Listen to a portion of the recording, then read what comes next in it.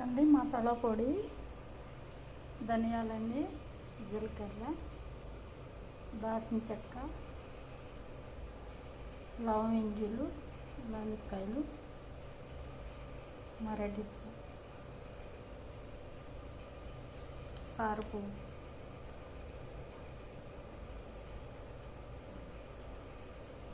ఇవన్నీ కలిసి వేపేసి చుట్టూ ఫ్రై చేసేసి ఇవన్నీ మిక్సీలో వేయాలండి. చేపల పులుసులో వేసుకోవచ్చు, మటన్లో వేసుకోవచ్చు. ఇది కానీ ఏ కూరలన్నా మసాలా కూరలో, చికెన్లో, చేపల్లో, మటన్లో ఇందులోనే వేసుకోవచ్చండి.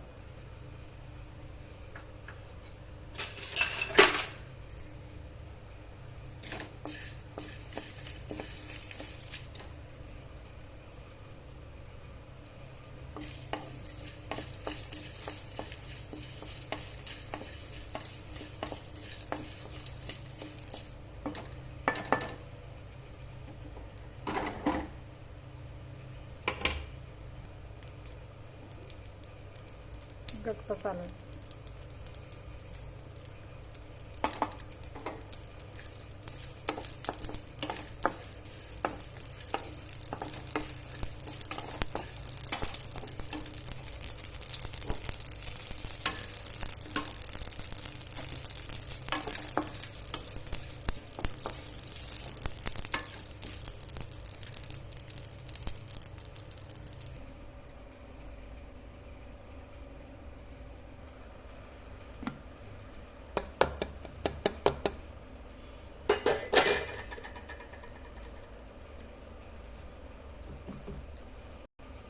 చూడండి, దీంట్లోనే వేసుకోవచ్చు.